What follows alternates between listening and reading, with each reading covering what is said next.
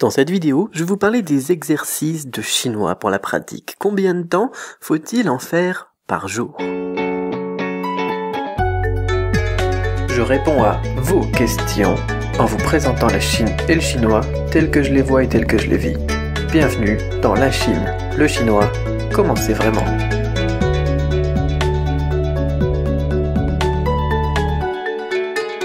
Bonjour, c'est Cédric Beau et bienvenue dans l'épisode 49 de la Chine, le chinois, comment c'est vraiment, hashtag LCCCV. Aujourd'hui j'ai une question de Ségolène qui me dit: bonjour Cédric, récemment tu as évoqué Skritter dans ta vidéo concernant les différentes applications Android pour apprendre le chinois.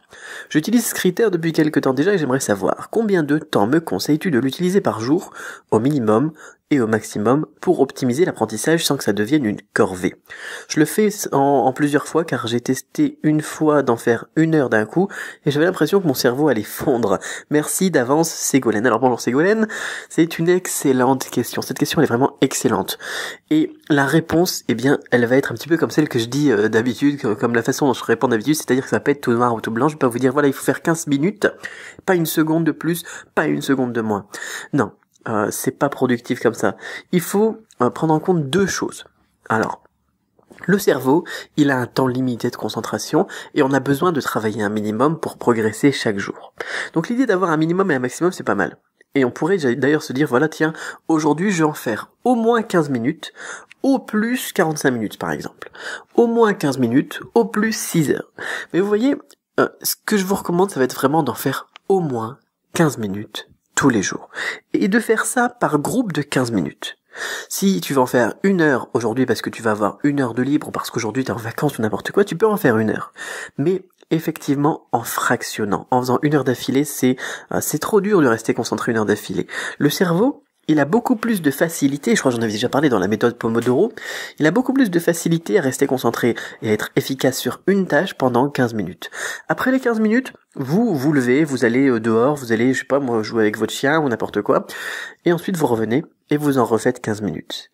Et ensuite vous faites une pause, vous allez manger, vous allez boire un café ou n'importe quoi, c'est pas des longues pauses non plus, hein. On peut travailler 1 heure comme ça par période de 15 minutes d'affilée, mais il faut une petite pause de 5 minutes à chaque fois entre 2 tâches. Et si possible, varier les exercices. Parce que faire toujours la même chose, c'est pas marrant du tout.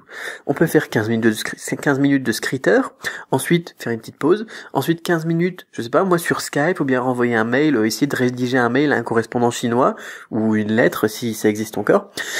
Ensuite donc 15 minutes de à nouveau Skritter ou de Anki ou de Memrise, et ensuite une autre petite pause, et ensuite 15 minutes dans lequel vous faites par exemple, je sais pas, du labo de langue, pour pas faire que de l'écrit. Où vous enregistrez donc les mots en chinois, vous réécoutez, vous corrigez, vous réenregistrez.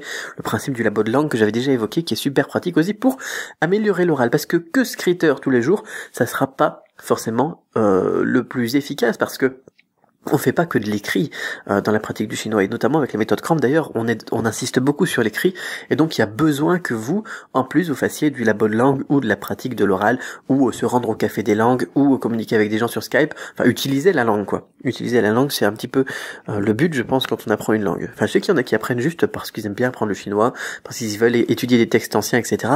Là, ils ont peut-être moins d'intérêt à aller faire la pratique à l'oral, et ça leur suffit peut-être, mais je vous recommande de faire quelque chose que je peux pas vous mettre moi dans la méthode, c'est-à-dire eh bien aller pratiquer encore. Dans la méthode, on a des exercices, dans la méthode Cramp, on a des exercices qu'on peut m'envoyer par mail, des exercices oraux, des trucs comme ça, des oraux, mais avec le nombre de personnes qu'il y a, je peux pas en faire assez régulièrement. Je pense que je vais embaucher quelqu'un en plus, je pense, pour faire juste des oraux avec les élèves, et parce que voilà, ça manque.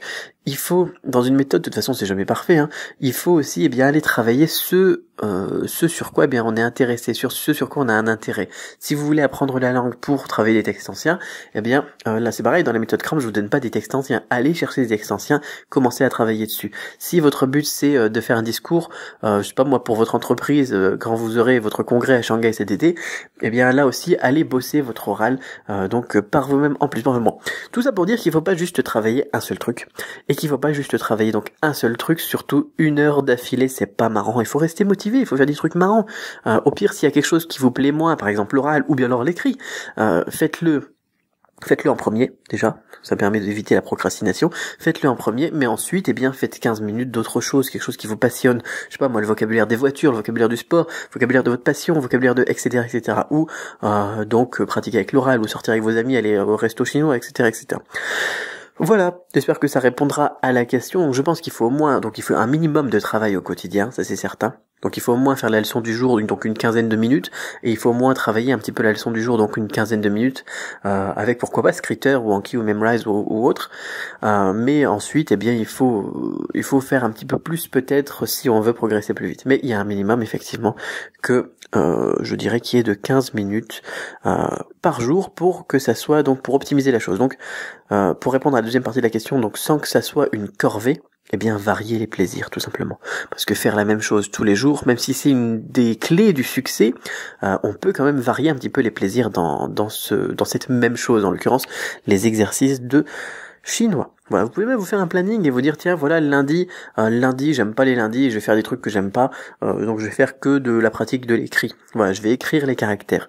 Le mardi, tous les mardis, je vais faire en plus de Scritter, la pratique de l'oral. Tous les mercredis, en plus de Scritter ou en plus de Anki ou de Memrise, je vais faire ça et je vais faire ça et je vais faire ça. Et tous les samedis par exemple, on va aller au resto chinois.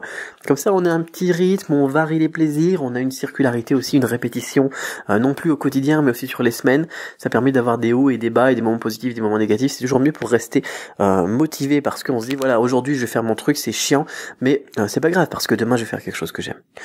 Donc motivation, travailler toujours sur la motivation, c'est une des clés du succès encore pour apprendre une langue. Voilà, donc j'en avais déjà parlé d'ailleurs plusieurs fois aussi.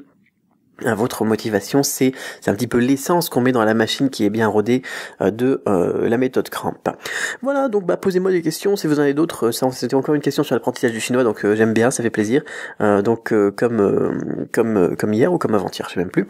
Posez-moi d'autres questions, pourquoi pas, donc sur l'apprentissage du chinois, mais aussi sur les autres thématiques, bien évidemment, qui ont trait à la Chine, sur du-chinois.com/question. Je me ferai un plaisir d'y répondre dans un prochain épisode.